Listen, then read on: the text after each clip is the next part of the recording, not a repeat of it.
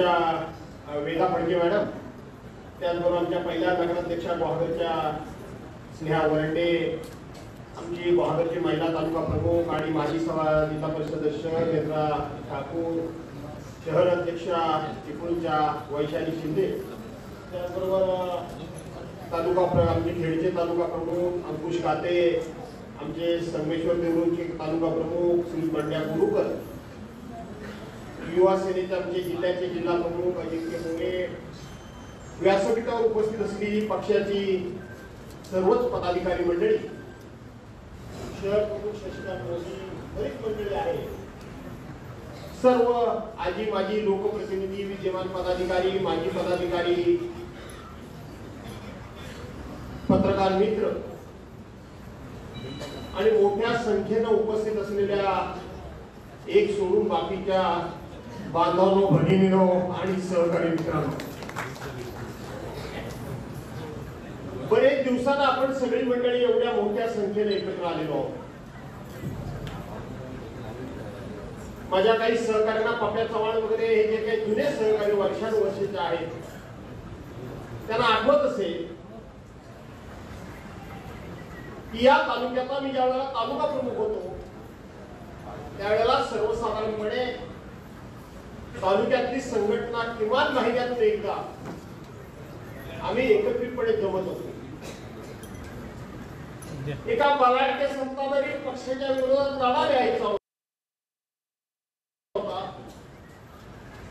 कारण गावच्या ग्रामपंचायत सदस्यापासून देशाच्या पंतप्रधानापर्यंत काँग्रेस पक्षाचे सगळे पदाधिकारी होते आणि त्यातल्या त्यात सिंधुदुर्ग आणि रत्नागिरी जिल्हा हा एकच जिल्हा होता.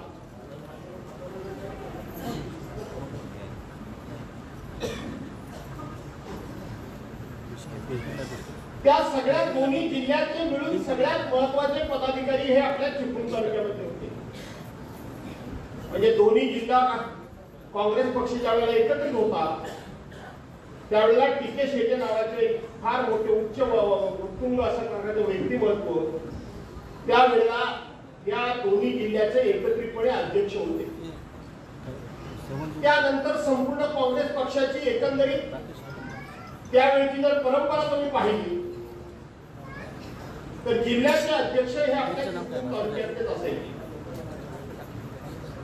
खासदार जर तुम्ही बघितले तर जवळजवळ बहुतांशी खासदार हे आपल्या चिपळूण तालुक्यातूनच झाले. अशा प्रकारच्या एका बलाढ्य पक्षाबरोबर त्या काळामध्ये शिवसेनेचं अस्तित्व निर्माण करणं, शिवसेना उभी करणं, शिवसेना तर होती परंतु त्या शिवसेनेला प्रत्येक क्षेत्रामध्ये सत्ता स्थानिक घेऊन जाणं एक तालुका प्रमुख म्हणून माझ्यासमोर खूप मोठा आव्हान होतं, माझी खूप मोठी जबाबदारी होती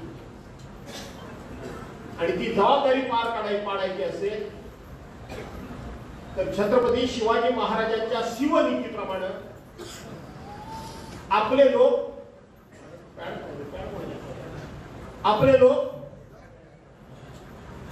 हे सर्वांगानं तरबेज करायला हवे, हे सर्वांगानं जाणकार करायला हवे. लढाई जर लढायची असेल तर आपली ताकद कमी आहे, यश मिळवायचं असेल तर बुद्धी चातुर्य वापरलं पाहिजे, यश मिळवायचं असेल तर खूप मोठ्या प्रमाणामध्ये व्यवस्थितपणे डावपेच आखले पाहिजे आणि ते डावपेच यशस्वी केले पाहिजे आणि त्याचं मार्गदर्शन हे आपल्या सहकार्यांना असलं पाहिजे. अशा प्रकारचा एक विचार मला वाटतं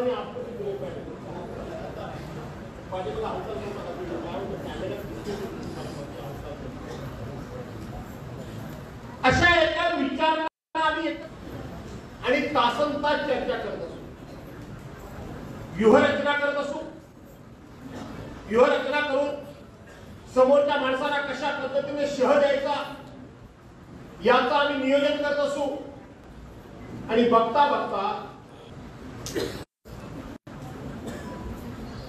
की मी केवळ माझी निवडणूक बघत नाही, किंबहुना माझ्या निवडणुकीची काळजी मी कमी करतो आणि जे सहकारी आपल्याला मदत निवडून आणतात त्या वेळेला मी माझी पोझिशन बघत नाही, ती समोरच्या माणसाची निवडणूक कुठली आहे याचा मी विचार करत नाही. केवळ जिल्हा परिषद, पंचायत समिती, नगरपालिका नाही, आज सुरेश साळवी कदाचित तिथे रामपूरच्या आले नसतील, पगळे इथे आहे, त्यांच्या पायाच्या दुखण्यामुळे कदाचित ते आले नसतील. आले, त्यांना विचारा. त्यांची एक पोटनिवडणूक होती ग्रामपंचायतीची, मी पालकमंत्री होतो आणि पोटनिवडणुकी करता मी प्रचारला गेलो, माझ्यावर मुळे भाऊ खूप मोठी टीका झाली. काय पालकमंत्री ग्रामपंचायतीच्या पोटनिवडणुकी करता प्रचारला आला? प्रश्न ग्रामपंचायत निवडणूक कुठली हा नव्हता, तर जो कोणी पोटनिवडणुकीला उभा राहणारा माझा सहकारी होता त्यानं मी आमदार व्हावं म्हणून सुद्धा त्यांनी खास दाखवलेले आहे. त्यामुळे त्यालाच निवडून आणणं माझी जबाबदारी आहे. अशा पद्धतीने आपण सातत्यानं आपल्या सहकार्यांच्या पाठीमागे कायम उभा राहिलो आणि प्रत्येक ठिकाणी या ठिकाणी संघर्ष सुद्धा खूप मोठ्या प्रमाणामध्ये अंगावर घ्यावे लागले. आणि या संघर्षामध्ये मगाशी विक्रांतनी सांगितल्याप्रमाणे पप्या वगैरे बाकीच्या सगळ्यांच्या भावना तेच आहेत. मी माझ्या सहकार्यांना कधी पुढे करून मी मग मागे उभा राहत नाही. त्या वेळेपासून आजपर्यंत ज्या ज्या वेळेला संघर्ष करायची वेळ येते त्या वेळेला भास्कर जाऊ स्वतः मैदानामध्ये उभा असतो. स्वतः भाड्याचे तत्व म्हणून कधी लढत नाही, स्वतः उभा असतो. कधीही आपण मागे राहत नाही, आपल्या कुटुंबियाला मागे ठेवत नाही. माझे भाऊ बंध हे सगळे पुढे असतात, कधीही माझ्या पाठीमागे नसतात. आणि त्याचं चित्र तुम्ही सर्वांनी बघितलं की नाही बघितलं? होतो ना मी रस्त्यावर उभा, होतो ना माझी सगळी मुलं बाळ रस्त्यावर उभे, माझे भाचे बिचे जावई बिवई सगळे होते ना, का तुम्हाला आम्ही पुढे करायला काय सांगितलं? मग एवढं सगळं झाल्यानंतर आता मेळावा हा कशा करताय? विक्रांतने अतिशय उत्तम प्रकारचं त्या ठिकाणी विवेचन केलं. खरंच माझे डोळे भरून आले, एकदम सद्गतीत झालो. मला खरं सांगायला गेलं तर विक्रांत भूमिका आवडत नव्हते, पण मी स्वतःला आवडलो. मी आवडलो. याच्यामध्ये आपल्या बापाबद्दल कोण काय बोलतोय त्याच्याकरता तर उभं राहायचंच, पण राहत असताना तू तुझ्या भाषेचा दर्जा सुद्धा जराही खालावू दिलाच नाही, जो तुझ्या बापाने कधी घालवला नाही. मित्रांनो, मी आक्रमक भाषण करतो, मी आक्रमक भाषण करतो. सगळे मला थोडासा रागीट समजतात, जहाज समजतात. माझ्या 40 वर्षाच्या राजकीय जीवनामध्ये माझ्या प्रतिस्पर्ध्याबद्दल, माझ्या विरोधकाबद्दल, विरोधी पक्षातल्या कुठल्याही लेखी बाळींबद्दल, सुनांबद्दल, आई बहिणीबद्दल कधीही कोणाच्या मुलाबाळाबद्दल व्यक्तिगत पातळीवर जाऊन असला त्या भाषेचा शब्द प्रयोग मी कधी केला हे कोणी सांगू शकणार नाही. कोणी सांगू शकणार नाही की भास्कर जाधवने कोणाच्या तरी लेखी बाळींबद्दल, सुनांबद्दल, बहिणींबद्दल अपशब्द वापरले असं कधीही कोणी सांगू शकणार नाही. जरूर माझी भाषा आक्रमक आहे, पण त्या आक्रमकतेमध्ये सुद्धा माझ्या भाषेमध्ये कायम सभ्यता आहे, लक्षात ठेवा. जरूर माझे शब्द एखाद्याच्या वरवी बसतात आणि ते बसायला पाहिजे का नाही बसायला पाहिजे, पण ते बसत असताना कधीही कोणत्या शब्दाचा दर्जा कधी मी खालावलेला नाही. आणि विक्रांत, मनामध्ये राग असताना तू सुद्धा तो शब्द या ठिकाणी ती प्रथा राखली, त्याबद्दल मुलगा म्हणून मी जाहीरपणे कौतुक करतो. मित्रांनो, काय झालं काय थोडासा संभ्रम निर्माण केला गेलाय. फार वेगवेगळ्या चर्चा सुरू आहेत, म्हणून काही गोष्टीचा खुलासा करणं अत्यंत महत्वाचं. काय या भानगड्यांनी काय कोणाच्या जीवावर केल्या आणि आमच्या जीवावरच केल्या. कोणतरी आमच्या मदतीला धावून येईल, कोणतरी आम्हाला पाठिंबा देईल आणि मग आपण ते सगळं करायचं, हे काय ठरलेलं काहीच नव्हतं. किंवा याच्यामध्ये व्यक्तिगत आमचं कोणाशीही भांडण नव्हतं. परंतु गेले 1.5-2 वर्ष ज्या पद्धतीने आपले पक्षप्रमुख या पक्षप्रमुखांबद्दल, त्यांच्या कुटुंबियांबद्दल ज्या घाणेरड्या शब्दामध्ये सातत्याने बोललं जात आहे, हे तुम्हाला मान्य आहे? याचा प्रतिकार करायचा नाही? याला त्या शब्दाचं कधी उत्तर द्यायचं नाही? दिलं पाहिजे का नाही दिलं पाहिजे? काय लागतं बाहेर बॅनर? बॅनर लागतात टायगर आ रहा है, चुकीला माफी नाही, बदला घेतला नाही, हिशेबचुकता केला नाही, वगैरे वगैरे वगैरे अशा प्रकारचे बॅनर असतात. कोणाच्या बॅनर लागतात? राष्ट्रीय पक्षाचे, एका राष्ट्रीय पक्षाचे, भारतीय जनता पार्टीचे, ज्या विश्वगुरु म्हणून त्यांच्या पक्षाचे समजतात, त्या विश्वगुरूंचा फोटो, त्यांची निशाणी, त्यांचे पक्षाचे अधिकृत पदाधिकारी अशा प्रकारच्या ज्यावेळेला फोटो लावतात, अशा प्रकारचे आव्हान देतात, जिकडे तिकडे प्रसिद्धी करतात, पिझर प्रसिद्ध करतात, त्यावेळेला भास्कर जाधवच्या पाठीमागे 40 वर्षाची पुण्याई उभी राहिल्याशिवाय राहणार नाही. आणि ती उभी राहिली परवाच्या दिवशी पुण्याई पाठीमागे. त्याबद्दल योग्य ठिकाणी मी बोलेन. आता माझा तो विषय नाही. माझा विषय एवढाच आहे की थोडस घरभेदी, जे घरभेदी आहेत ना, त्यांनी थोडा संभ्रम निर्माण केला.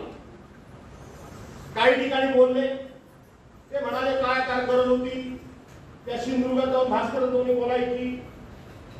ते बोलले, आता मी भाषा कुठली वापरली, त्यांच्यासारखी भाषा मी वापरली. ते बोलले, ते आता इकडे येऊन बोलले, आता भांडण झाली, आता ह्यांचा खंतबिंत कोणी करायचा, म्हणजे हा करा. आणि ह्याला काळजी नेली खर्चाची.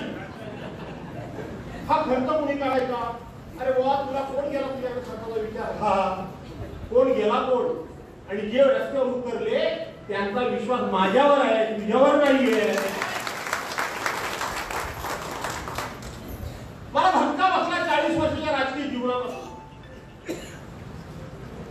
अनेक वेळा अशा प्रकारचे संघर्ष झाले. हे बाबूराव भाऊ इथं बसले, बंधू टाकल्याला हयात नाही, माझे आमदार आमचे बापूसाहेब खेडेकर हयात नाही, विलास सैतोडेकर वगैरे ही मंडळी आहे.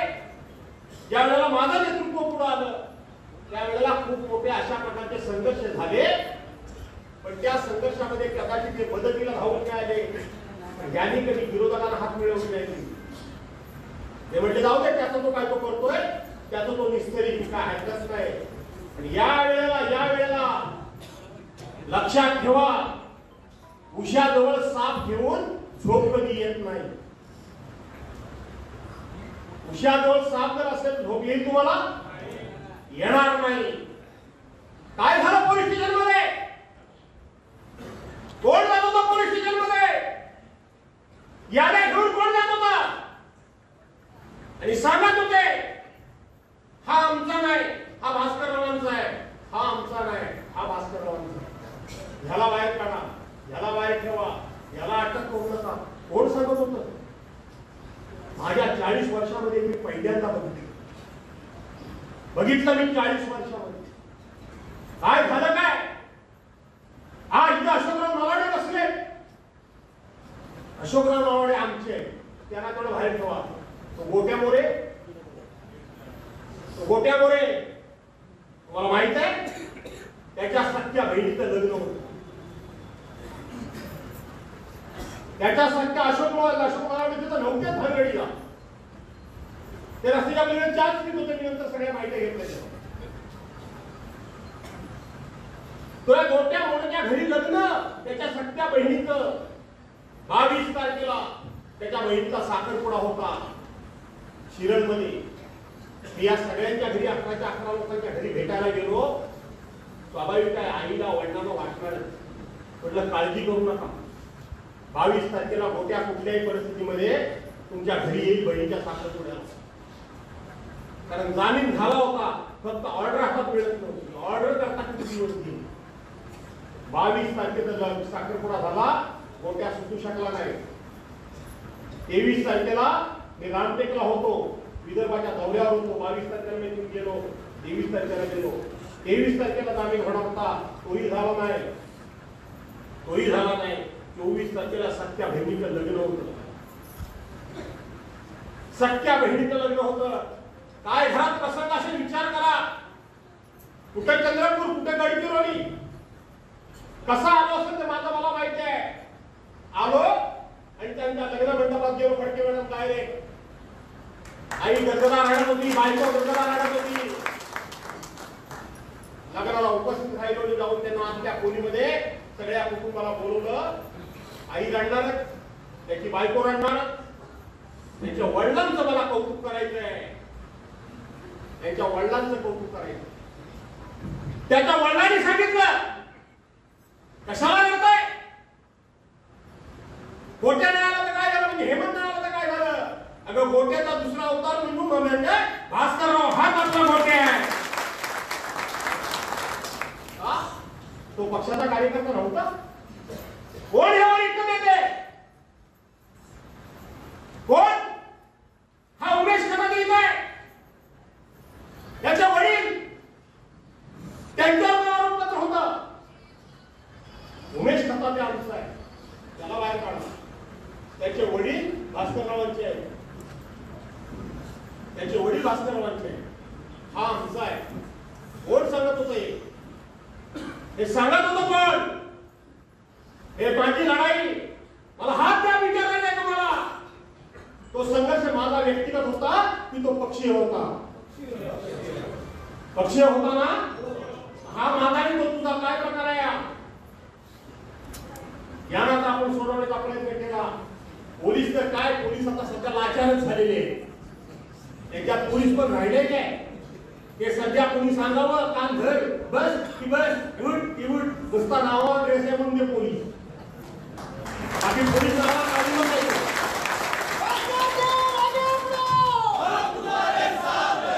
पोलीस नावाला काळीमत आहे तो. त्यांच्या बायकांबद्दल पुढारी बोलताय, त्याचा त्यांना राग येत नाही.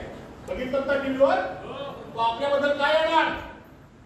ज्या दिवशी हा संघर्ष झाला त्या दिवशी वास्तविक आपण त्याचं सगळं संपवलं होतं की चला ते पुढे प्रत्येकाने घरोघर जा, चहा पाणी पिया आपण दिलं, नाश्ता पाणी दिलं. सगळे लोक पांगले होते. पांगले होते की नाही पांगले होते?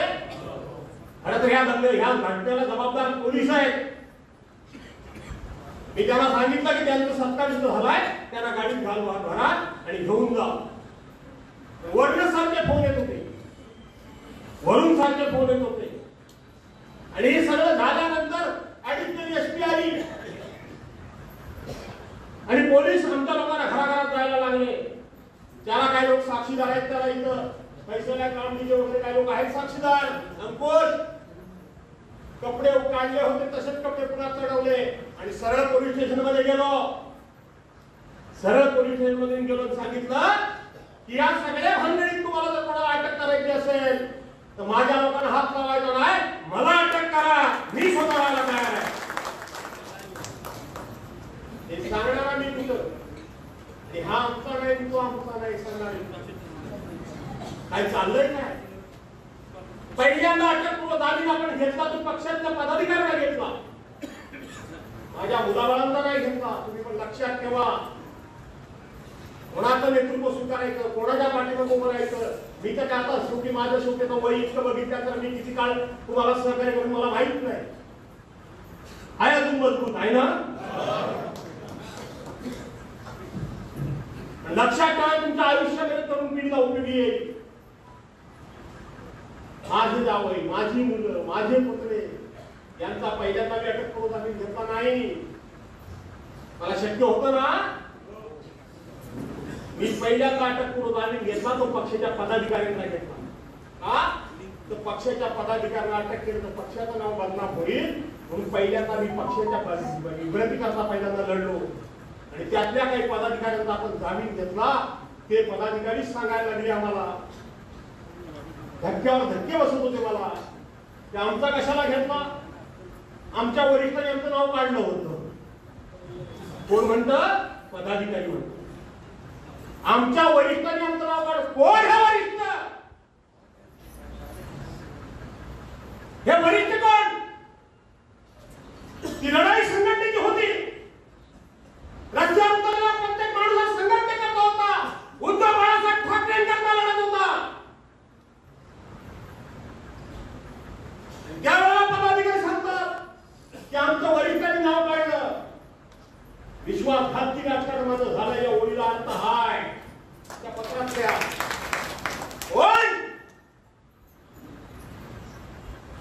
वास्तविक सगळे संघटनेचे कार्यकर्ते आपले नाही.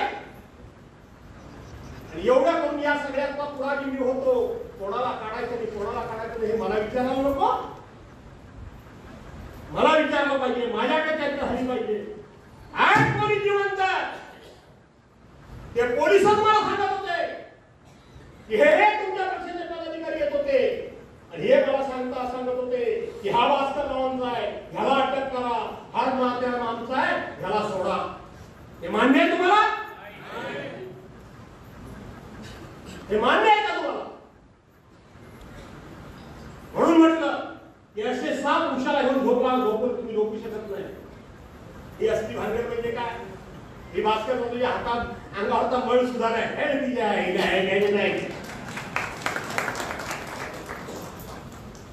हे बँक आहे.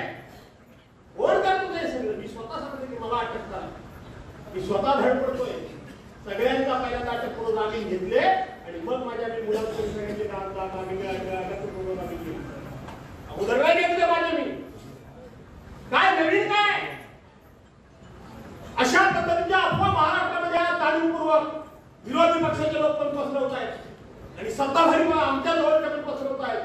ते काय नाही हो, त्या भास्कररावांना उद्या काहीतरी मिळालं पाहिजे म्हणून ते संघर्ष करतात. मला मिळालं पाहिजे म्हणून संघर्ष करतोय. मला त्याचाही आज खुलासा होणं गरजेचं आहे. तुम्हाला काय वाटतं उद्या उद्धव साहेबांची सत्ता येणार आहे का नाही येणार आहे? नक्की ना? तुम्हाला काय वाटतं मला काय मिळेल?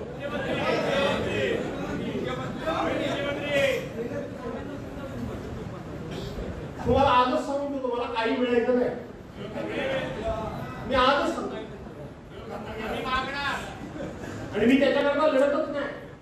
त्यामुळे मला त्याचं काही दुःखच नाही, कारण ज्याची अपेक्षा मी केली नाही ते मला मिळणार नाही तर दुःख काय मला वाटणार आहे? मला असं वाटतं त्यावेळेला मग अशी चर्चा होती भास्कर बरोबर आक्रमक जास्त, तो रागीट आहे भयंकर. तसं नाही, जरा सगळ्यांशी संबंध चांगले ठेवणारा माणूस असायला पाहिजे, जरा गोड बोलणारा असायला पाहिजे. हा जरा थोडासा गरम डोक्याचा माणूस आहे, कोणी ह्याला नको. म्हणजे दुसऱ्या पक्षाशी संबंध ठेवणारा म्हणजे हात मिळवणारा चोर पाहिजे. काय झालं काय? मला आज सगळ्यांना मी सांगून टाकतो, मी जो लढतोय तो काहीतरी मिळणार आहे म्हणून लढणार नाही आणि लढत पण नाही. अरे मिळायचं असतं तर मला 2019 साली मला मंत्री करायला हवा होता का नको होता? सगळ्यात सिनियर कोण होता? मीच होतो ना. पूर्वी शरद पवार साहेबांनी मला मंत्री केलाच होता ना. इथं मला केला. मी कधीतरी माझ्या भाषणामध्ये कधीतरी याचा उल्लेख केला?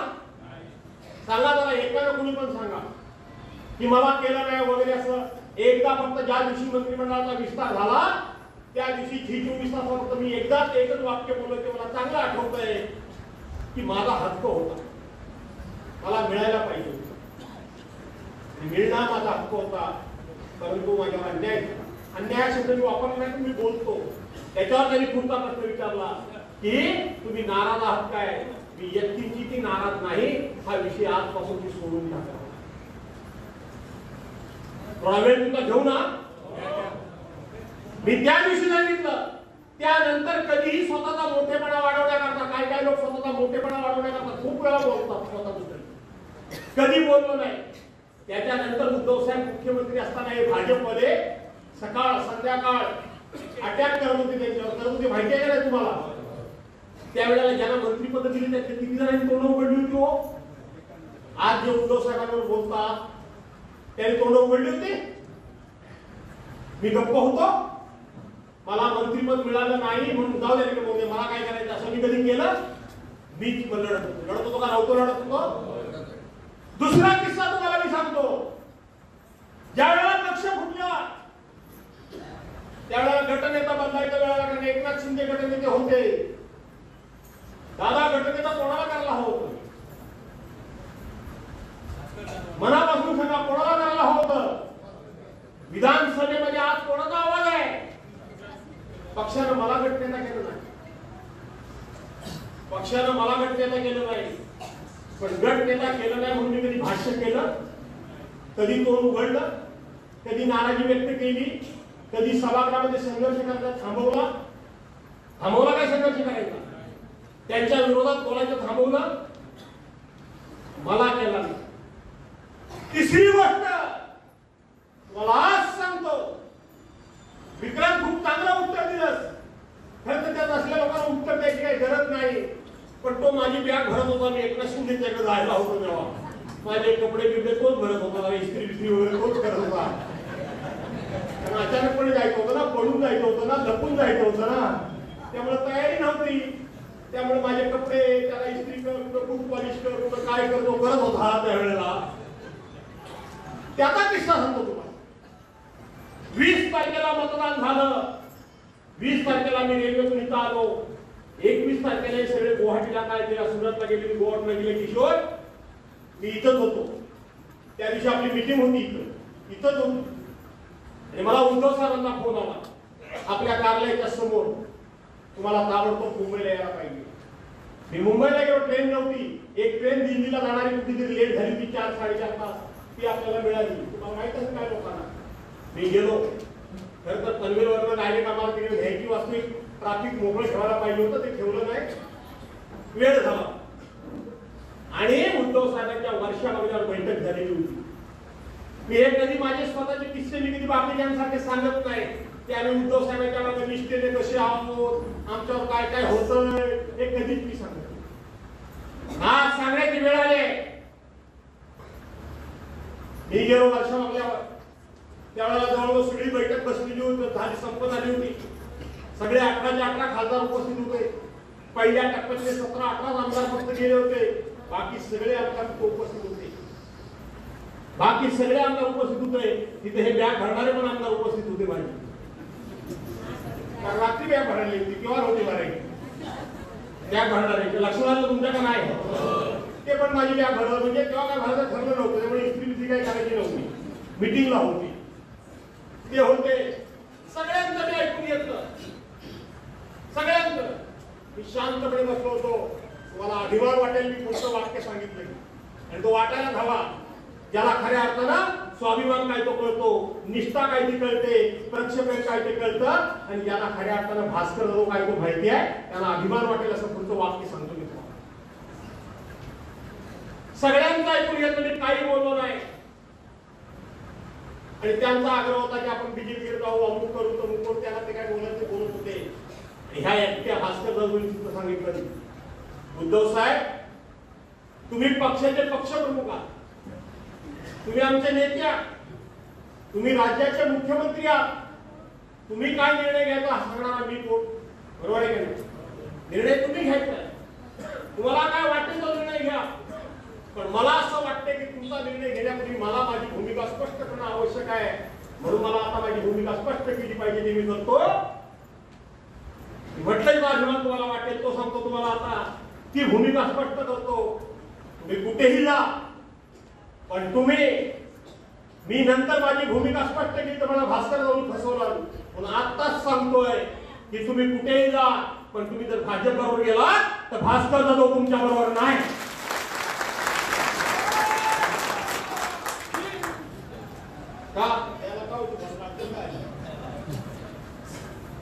हा भास्कर जाधव तुमच्या बरोबर नाही. हे सगळ्यांच्या बैठकीमध्ये पक्षप्रमुखांना सांगणारा हा तुमचा भास्कर जाधव आहे. तिथे सांगितलं ते सांगतात ना, उद्धव साहेब ह्याच्याबरोबर गेले, काँग्रेस बरोबर गेले, म्हणून आम्ही पक्ष सोडला. 2.5 वर्ष मंत्रीपद भोगताना लाजा नाही वाटली. तेव्हा सांगितलं धाडस करायला दाखवलं की तुम्ही भाजप बरोबर, आपल्या काँग्रेस राष्ट्रवादी बरोबर सरकार करणार असाल तर आम्ही तुमच्या मंत्रिमंडळात येणार नाही. ते धाडस तुमच्या भास्कर जाधवनी दाखवलं. आता उल्लेख मी कधी केला नाही, पण मी उद्धव साहेबांना सांगितलं मी तुमच्या बरोबर नाही. आणि उद्धव साहेबांची एका सेकंदात नव्हे, एका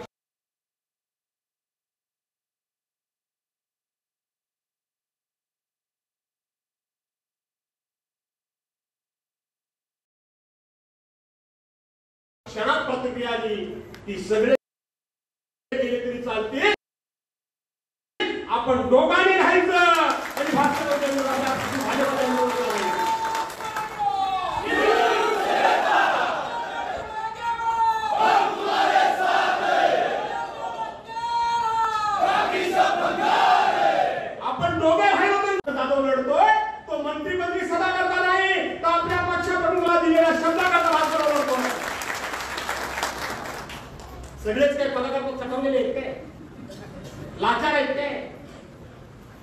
माझ्या पक्षातले काय लोक मी तिला सोडताय तुम्हाला माहित नाही सांगतो.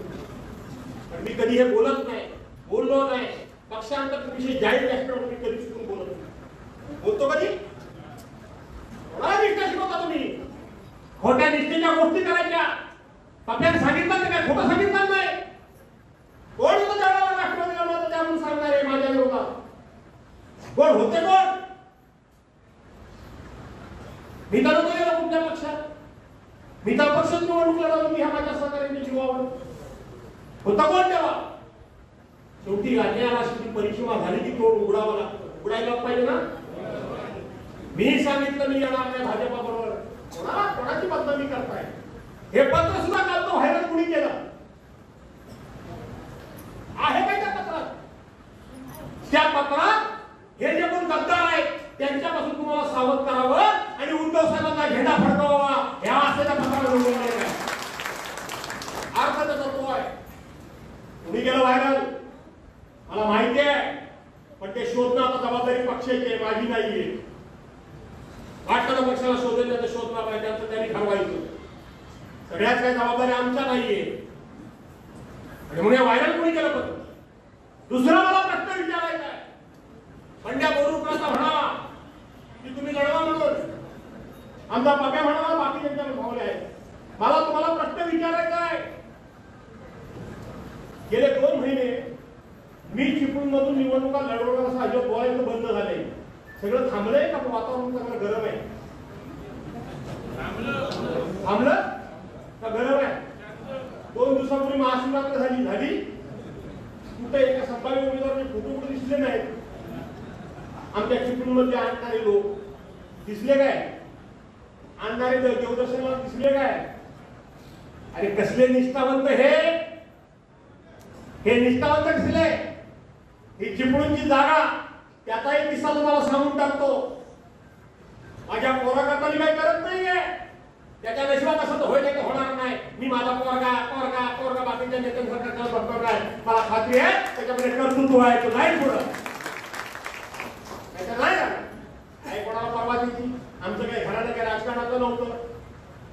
ज्या वेळेला शेतकरी पलीकडे गेले अगोदर त्यांना मी सांगत होतो अधिकाऱ्यांना, पण हे एवढे आहारी गेले होते, विकले गेले म्हणणार नाही, आहारी गेले होते. एवढे आहारी गेले होते यांनी ती जागा सोडलीच आहे. ज्या वेळेला शेखर निगम शिंदे गटात गेले त्यावेळेला मला वाटलं की ही जागा आपण घेऊ शकतो. आणि अचानकपणे इथेच आपण एक 100-200 लोकांची बैठक लावली की मोठा मेळावा झाला का नाही? संदीप कोलगे वगैरे आले काय जुनी मंडळी? नाही, चंद्रकांत सेसवालवर आले काय? प्रकाशराव वगैरे चंद्रकांतवर नाही आले.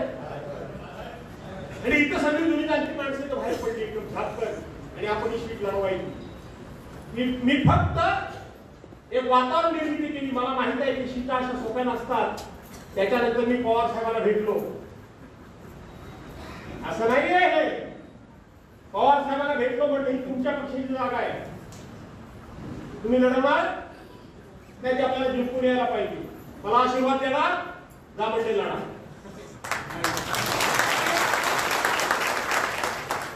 योगायोगाने त्यांच्या पक्षाची जयंत पाटील आली अध्यक्ष. मीच सांगितलं म्हणजे जयंतराव साहेबांच्याकडे असे मी आशीर्वाद मागितले. जयंतराव म्हणाले की मग ते आम्हाला कोकणात सीट नाही, इकडे नाही, तिकडे नाही. पवारसाहेब म्हणले जिंकून भास्कर जाऊ येतो जा. काय वाईट काय केलं मी? इथून मी माझ्या पक्षप्रमुखांना उद्धव साहेबांना जाऊन भेटलो. साहेब ही अशी जागा आहे, ती जागा जरी त्यांची असली तरी तुम्ही मला जर म्हणत असाल तर मला मी पवार साहेबांकडे जागा सोडवून घेऊ शकतो. उद्धव साहेब मला म्हणले ठीक आहे. एकदम किडा कोणाच्या वळवळला नंतर माझं नाव कुठल्यानंतर कोणाच्या किडा वळवळला. आता तो किडा कुठे मी आला काय गेला कुठे किडा तो? त्याच्यानंतर या सचिन कदमला मी विचारलं तुमच्या माहितीला आता सांगून ठेवतो का रे तू जो काय नेहमी सांगतोस मी निष्ठावंत आहे, मी निष्ठावंत आहे, मी निष्ठावंत आहे. तुझ्या निष्ठा मी बऱ्याच बघितले, त्यामुळे तुला न्याय मिळाला पाहिजे. लढ ते हो आमच्या काय होतं नेहमी नाही. मी विचारलं हे प्रशांत यादव वगैरे जे आता काही इच्छुक आहेत तो विषय आहे त्यांच्या घरी मी गेलो. भास्कर राजकारणात डावपेच शाळेला कमी नाही आहे. त्यांच्या घरी गेलो, त्यांना म्हटलं तुम्ही इच्छुक असाल तुम्ही लढवा. ते म्हणजे नाव जिंकून येत असेल तुमच्याशिवाय पर्याय नाही. मी रवींद्र मानेंच्या घरी गेलो, मी सुभाष मानेंना भेटायचा प्रयत्न केला, म्हणजे मुंबईमध्ये होतो. बरोबर का म्हणल्या? बरोबर ना पुन्हा? आता आणखी कोण दिवटा व्हायला भेटायचं त्याला? यांना विचारलं, या बघा मोठी म्हटली बाजूला विचारलं काय प्रतापराव, तो लढता काय लढा. इथं काय चाललंय तुम्हाला माहितीये?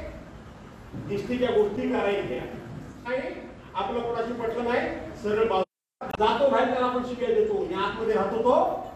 हे असे धंदे करतो, हे धंदे असे करतात. आणि म्हणून हे सगळं एका बाजूला सांगायचं भास्करराव तुम्हीच, आणि दुसऱ्या बाजूला दुसरा माणूस घेऊन यायचं आणि त्याला सांगायचं तूच फक्त माझं काय ते बघ इकडे. पक्षी गेला खड्ड्यात. मला धन्यवाद दिले पाहिजे देवरूपला, धन्यवाद दिले पाहिजे तर म्हणजे तालुका प्रमुख. इथं वेदा फडके आहेत आमच्या महिला जिल्हा संघटिका, आमचा इथं मुन्ना माझ्या आपला मुन्ना ठरवला आहे, असे अनेक आहेत. या सर्वांनी एकच सांगितलं, सुरेश कदम संपर्क प्रमुख आहेत, त्यांनी एका शब्दात सांगितलं की जागा मीच म्हटलं त्यांना की बुवा 3 वेळाची पूर्ण मिळालेली आहे, या वेळेला तुम्हाला ही जागा मिळाली पाहिजे, तुमचा हक्क आहे सांगितलं. त्यांनी जे सांगितलं ते महत्वाचं आहे. त्यांनी सांगितलं भास्करराव आम्हाला उमेदवारी मिळेल, पण आम्हाला उमेदवारी नको, आम्हाला आमदार हवाय. म्हणून संगमेश्वरची पुन्हा बात नाही, तुम्ही उमेदवार असाल तर हे निवडून येऊ शकता. हे यांचे उद्गार होते, आम्हाला आमदार हवं. हे निष्ठावंत खरे, खरे निष्ठावंत. 2 महिने आता मी गप्प आहे, कुठे गेले इच्छुक उमेदवार आणि कुठे गेले त्यांना खेळवणारे चालवणारे? का दुसरा गिराईक मिळाला आता? कोण दुसरा गिराईक नाही मिळाला आता? प्रशांत पण मजबूत आहे, कसा काय कमी नाही आहे. फक्त आता शेखर जास्त की प्रशांत एवढाच फक्त सौदा करायचा राहिला शिल्लक. तुम्हाला काय हवाय? आमदार हवाय का ह्यांचे किस्से भरणारा हवाय? या अशा अनेक गोष्टी आहेत ज्याचा उल्लेख पटेल मला शिकायला की मी कधी खेळतो माझ्या जीभेवर शब्द येऊ देत नाही. मंत्रिपद मिळालं नाही, मी कधी चिडलेलो नाही. गट नेतेपद मिळालं नाही, मी माझं काम कधी सोडलं नाही. आणि आता सुद्धा तुम्हाला माझा भाजपाचा मुद्दा हा होता की तुमची समज जर असेल की मला पुढे काहीतरी मिळतंय म्हणून मी हा संघर्ष करतोय, मला काहीतरी मिळेल म्हणून मी लढतोय. मित्रांनो, तुमच्या मनात जर संशय निर्माण झाला तर सगळ्यात जास्त दुःख मला होईल.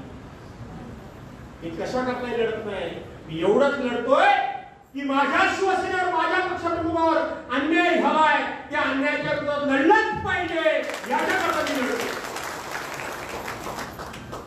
बघा, अशी मित्रांनी सांगितलं माझ्या दोन शब्द बरेचसे घेतले नाहीत त्यांनी.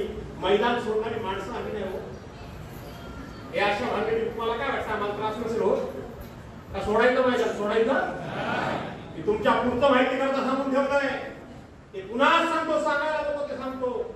मी उद्धव साहेबांना सांगितलंय, तुमच्या मनात माझ्याबद्दल काय असेल ते असू द्या, मी माझं भलं करायला की वाटोळं करायला ते तुमच्या हातात, तुम्हाला काय करायचं ते करा, तुम्ही काही करा. पण मी तुम्हाला शब्द देतो, तो शब्द मी पुरा करेन की 2024 पर्यंत विधानसभेची निवडणूक होईपर्यंत तुमची साथ सोडणार नाही, म्हणजे नाही, साथ सोडणार नाही सांगितलं. त्यामुळे कालच्या बातम्या मीडियाने पेरल्या, हा का कोणी पेरल्या? पेरल्या ना, हे लक्षात ठेवा. आता मी त्याला कशाला देऊ उत्तर त्या गोष्टी करता? मी काल एक स्टेटस टाकलं होतं, एका शब्दाचं उत्तर आहे माझं. मी स्टेटस टाकून दिलं होतं, काय बोललो नव्हतो मी, एवढंच फक्त बोललो होतो, योद्धा जेव्हा शरण जात नाही, योद्धा जेव्हा शरण जात नाही. काय झालं? शिवाजी महाराजांची बदनामी थोडी झाली, संभाजी महाराजांची बदनामी थोडी झाली, शाहू महाराजांची बदनामी थोडी झाली, बाजीराव पेशव्यांची थोडी झाली, माधवराव पेशव्यांची बदनामी थोडी झाली. अरे एवढंच कशाला? ती माऊली 14 वर्ष वनवास भोगून आली, त्या सीतेची सुद्धा बदनामी झाली का नाही झाली? तिला पुन्हा जावं लागलं की नाही बाहेर? 14 वर्षाचा वनवास भोगून शेवटचा काळ सुद्धा तिच्यावर टीका झाली, तिच्याबद्दल तिला त्रास दिला गेला, तिला बदनाम करण्यात आलं, झालं ना? भास्कर तो कोण आहे? भास्कर तो एक सामान्य माणूस आहे. आणि म्हणून काल एक स्टेटस टाकलं की योद्धा जेव्हा शरण जात नाही तेव्हा त्याला बदनाम केलं जातं. एवढंच फक्त मी बोलतो. मी सदासजी अटकत नाहीये, मी सदासजी शरण जात नाहीये, मी ईडीला घाबरत नाहीये, मी सीबीआयला घाबरत नाहीये, मी एनआयला घाबरत नाहीये, मी इन्कम टॅक्सला घाबरत नाहीये, मी कोणालाही घाबरत नाहीये. भाजपच्या नेत्यांनी माझा खून करायची जाहीर सभेमध्ये बोलले. मेलो तरी हरकत नाही, पण मी घाबरत नाही. तेव्हा शेवटचं षडयंत्र आहे की मला बदनाम करायचं काम चाललेलं आहे. हे षडयंत्र आहे. कोणाची आमच्या मनामध्ये नाही की पक्ष सोडून जाणं की हे जाणं ते जाणं आमच्या मनात पण नाही आणि काही नाही. कशा करता? तर जेव्हा 2 वेळा पक्ष सोडले तेव्हा सगळ्यांच्या बैठका घेऊन गेलं. जर तुमच्या पुढचं काहीच करणार नाही, रातोरात बॅग भरून जाणार काय की तुमच्यासारखं काय ते सगळे किस्से महत्व वाढवत नाही. ज्या दिवशी बॅग भरून गेली त्या दिवशी आम्ही एकत्र एका हॉटेलमध्ये पप्पे जेवत होतो. मी म्हटलं राहू द्या का माझी बॅग भरायची तर ये जेवायचा. काय इस्त्री बिस्त्री करून जर थांबला असेल म्हटलं नको. तो मोहित कंपनी एकदाच बोला, तो उत्तर चांगलं गेलं, लागू पडतं सगळ्यांना. कोणाला घाबरेल मी? मी कोणाची लांडी लाबाडी केली नाही, कोणाची चोरी केली नाही, कोणाचं कोण मारलं नाही, कोणाचा पैसा खाल्ला नाही, मंत्री असताना भ्रष्टाचार केला नाही, माझ्यावर आरोप नाही. कोणाच्या बापाला घाबरणार आहे मी? कशाला घाबरणार आहे? आणि म्हणून आज मी विदर्भाची जबाबदारी घेतली. 28 आमदारांचा एरिया मला दिलाय. 28 ते 2 नव्हे, 5.5 खासदारांचा मला आमदार दिलाय. प्रकाशराव मोरे तिथं एकही आमदार सेनेचा नाही, एकही खासदार सेनेचा नाहीये. मी उद्धव साहेबांना सांगितलंय की इथं आपल्याला पक्ष उभा करण्याची संधी आहे. यश अपयशानंतर आहे, पण पक्षाची निशाणी, पक्षाचे कार्यकर्ते घराघरात सुचवण्याची संधी आलेली आहे. एक जागा तरी मला लोकसभेची ताब्यात द्या, मी एक जागा तरी द्या आणि 28 जागांपैकी 10 आमदारकीच्या जागा द्या. तुमच्याकडे फक्त आशीर्वाद मागतो. 4-5 आमदार मी एक खासदार निवडून राहणार नाही. जाईन तिथं, मेहनत करीन, कष्ट करीन. काय तिथं शिवसेना तुम्हाला काय सांगू? कोकणातली शिवसेना एक नंबर आहे, पण ती आता फक्त निवडणुकीपुरतीच राहिली. मला वाटतं तुमच्यातली रसरसली शिवसेना मला उभी करायची आहे. करणार ना? का घाबरणार? अरे तुमच्या अंगात तर नुसत्या अशा लहरी आल्या पाहिजे. नुसतं दिसला नेता की शिवाजी महाराज अमुक घटनांनी हे ते, आणि समोरचा विरोधी दिसला की गप्प बस म्हटलं तुला. हे दिसलं पाहिजे. आणि म्हणून मी विदर्भामध्ये काम करणार आहे. काही नाही मनामध्ये ठेवू नका. अर्ध्या वाटेवर कोणाला आयुष्यात सोडलं नाही, सोडणार नाही. कुठल्याही स्वार्थाकरता लढत नाहीये. पक्ष प्रमुखांना शब्द दिलाय म्हणून लढतोय, लढत राहणार आहे. त्याच्यामध्ये कुठेही कमतरता काही ठेवणार नाहीये. हे पहिलं सांगतो. मिळण्याची अनेक वेळा संधी आल्यानंतर सुद्धा कशी हुकली. 2004 साली मला उमेदवारी मिळायलाच पाहिजे होती. त्याही वेळेला हेच होते सांगणारे, कान फुंकणारे. आणि म्हणून अशा अनेक शिवसेनेमध्ये माझ्या संध्या हुकलेल्या आहेत. तरी मी नाराज नाही. मी माझं कर्तव्य मी काम करत राहणार आहे, हा तुम्हाला शब्द देतो. आणि म्हणून कुणीही जरी तुम्हाला सांगितलं की खरंच काय भास्करराव जाता येत काय, अहो तुम्हाला अभिमान वाटेल. अख्ख्या विदर्भ मराठवाड्यात नुसते कोण साहेब, आता शेवटचा योद्धा तुम्हीच राहिले हो, नका हो जाओ.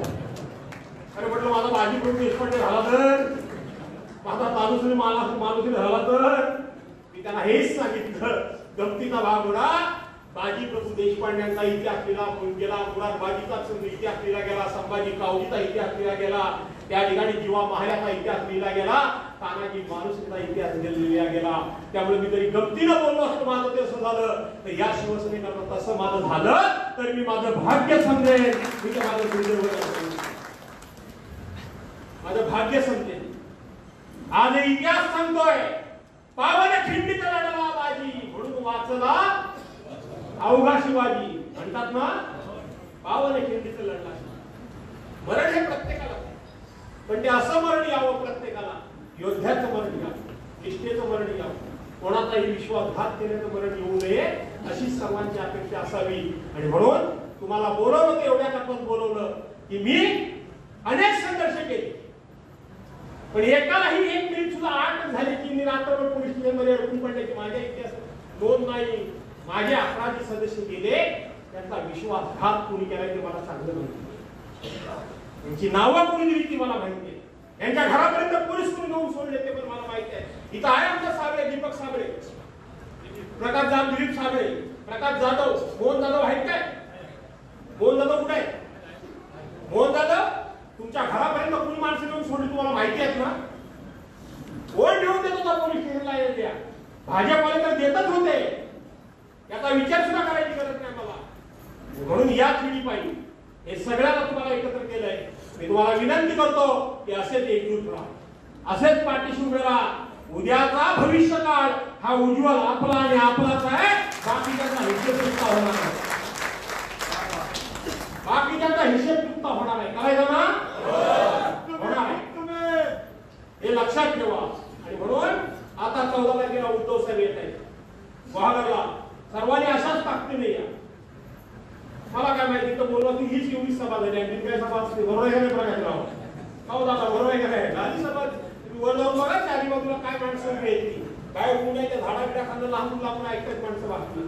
आणि म्हणून तुम्हाला शुभेच्छा देतो. पाठीशी उभे राहा.